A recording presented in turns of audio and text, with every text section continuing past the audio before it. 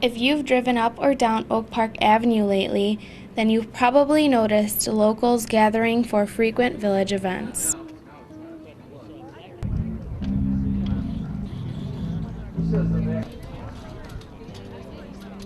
On Saturday, June 14th, Tinley Park residents and friends gathered for the weekly Music in the Plaza. Spectators were entertained by two bands, the first a Motown band, Keobasi, and the second a string band.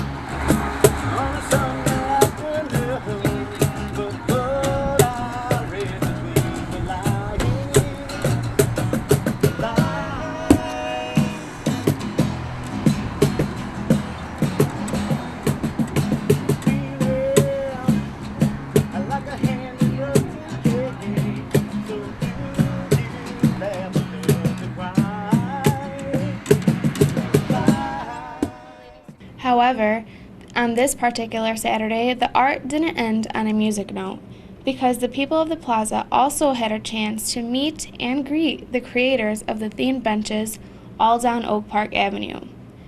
If you couldn't make it to the event, here is a little information about the artists and their work.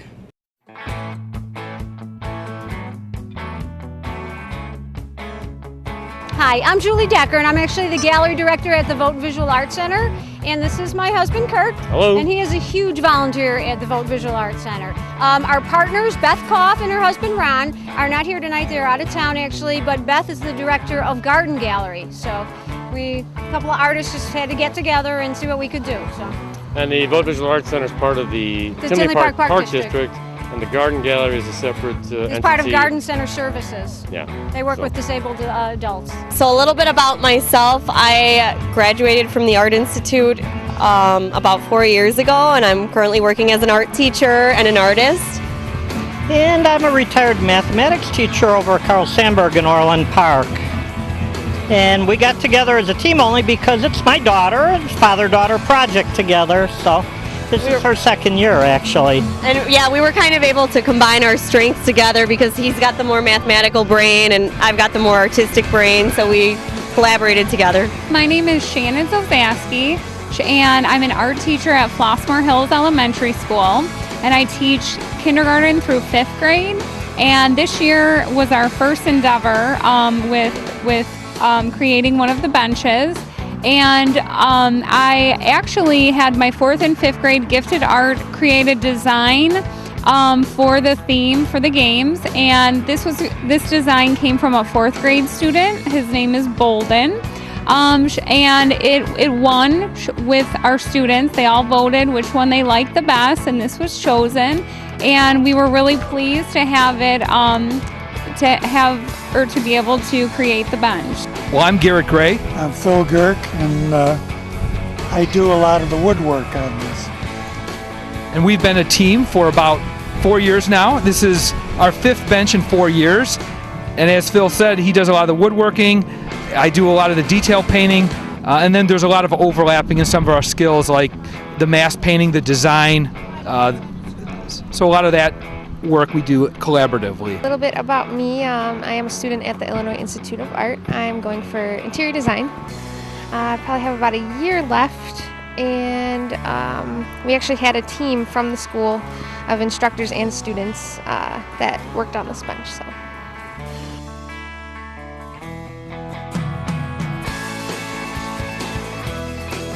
Well, it's probably the most iconic game from my generation.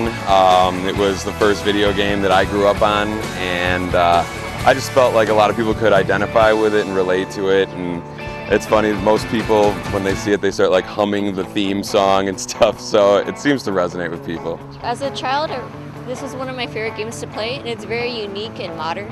So, and it, like, a lot of kids I used to talk to, like younger but newer generation, they really love Kidoo.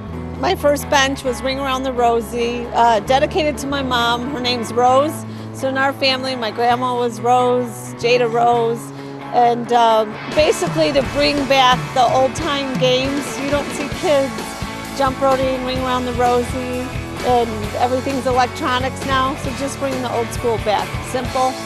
With the Ring Around the Rosie on the back, I put the It's a sing-along game, but on the back, we all fall down, and then we all get back up after that. So just kind of whether it's baseball or whatever. And then this one, my 14-year-old son came up with the idea, Battleship.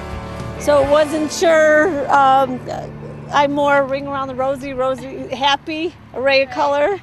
And so I wasn't sure like how I wanted to go about it, but then it was like whatever you're battling in life, whether it's breast cancer, stress, overweight, just battle. The Let's Play Minecraft bench was actually my kids' idea. They play this all the time, so I hear them talk about it all the time, and I wanted to do something that I knew kids would love. So I did this so that kids would love this, would love to come and get their pictures taken and look at it, climb on it, that kind of thing. Hungry Hungry Hippos was a game that I played as a kid. My mom hated it because the marbles made so much noise, but we loved it. It was just something fun. So it was something from my childhood that I wanted to create. The Checkmate is a chess bench. I just wanted to do something somewhat classic, a classic game that's been around for a really long time, and just kind of have a little bit of fun with it and not so serious, so I added some color and tried to make it more unique. Angry Birds, I know my grandkids are into, and so I thought, well, that's something unusual, other than a board game. So I decided I would try to do that. Duck Duck Goose, I thought was kind of an old-fashioned thing where I could involve cartoons, meaning that would relate. Little kids would relate more to that than other games. And then Jumanji. I thought it was kind of interesting because it was so impractical. Right. As far as having animals come through a game and ruin a house, and the only way they could be stopped is if the game was finished. So I decided to try to do something like that.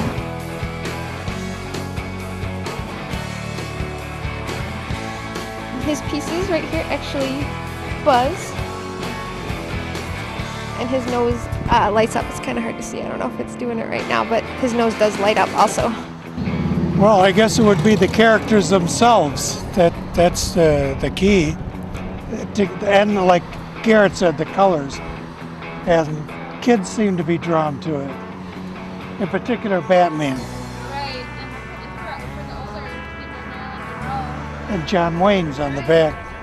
And in a week, we'll have QR codes on each of the colors that represents a category. Pink is entertainment, history's yellow, etc. We have 6 family members who are doing voice work to give you a trivia question. If you scan the QR code with your cell phone, your smartphone, you can play Trivial Pursuits. It's going to be interactive. It'll be up in a week from now.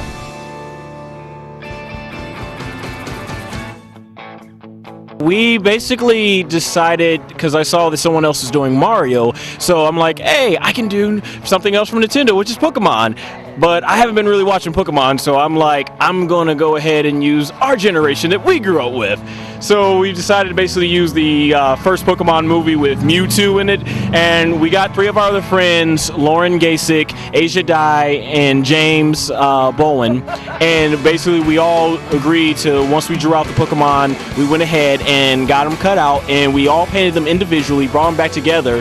From there, I went ahead and painted the bench and stuck everything together with glue, and that's pretty much how we brought the whole part of this together. Well, actually, Tinley Park supplies the bare bench, and from there you can add on. You can go high, wide, whatever you want. So it's imagination, and the construction is simply plywood. And the time frame is it takes us 2 months to get one bench from start to finish, and as Phil mentioned, it's a prefabricated bench, but there's a lot of work, and his woodworking skills are excellent. It helps bring this art to life to something more than just a bench. And there's a lot of measuring and precision in that, and without that, we wouldn't meet our deadline. So there's a lot of intricacies that go on, a lot of problem solving. And in the end, it seems to work out, and people have enjoyed it, so we've been doing something right. Everything on here I fabricated myself. We cut out all the wood. These are actually sewer pipes right here that we cut in half to make the green pipes, and yeah, it took a while. Every night and weekend for about a month and a half. So. Oh, I think it's amazing, and we're just honored to be able to participate with it. And it's such a great way to bring the community out, and especially to send the message to my students that art exists beyond the classroom. It exists everywhere.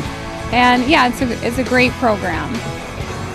It's exciting and it's challenging because every year is different, because the theme is different for one. And you have to come up with ideas that are creative and you really haven't used before. So sometimes they work, sometimes they don't work. This program is special to me. I've been doing this for 9 years. I have an art degree, but I don't use it. So this is the one time a year that I can actually come out and do something that people see and they can appreciate, and I get the reward of seeing so many people out on the streets, sitting on the benches, taking pictures and enjoying it. I think everybody who is interested should give it a shot. You know, there are always people, all of us that have done more than one bench are always willing to help, you know, those people who are doing it for the first time, you know, so that they feel that success. And most of the time, people who do it for one time will do it again, you know, because they get a lot of, you know, good feelings from it. You can do anything you set your mind to do, and this is something fun. So if you have any artistic leanings, the brochure or the invite for artists comes out in late fall, early winter each year. Please pick one up and do a design and submit it, and honestly see where it takes you, because if you get accepted, then you have to create that design and you'll find out you can do something that you didn't think you could do in the first place. You'll stretch yourself, you'll grow, you will achieve. If you haven't seen these benches yet, make sure you take a walk down Oak Park Avenue. For more information about village events, please visit www.tinleypark.org. I'm Michelle Kristeniak, and you're watching Tinley Park TV.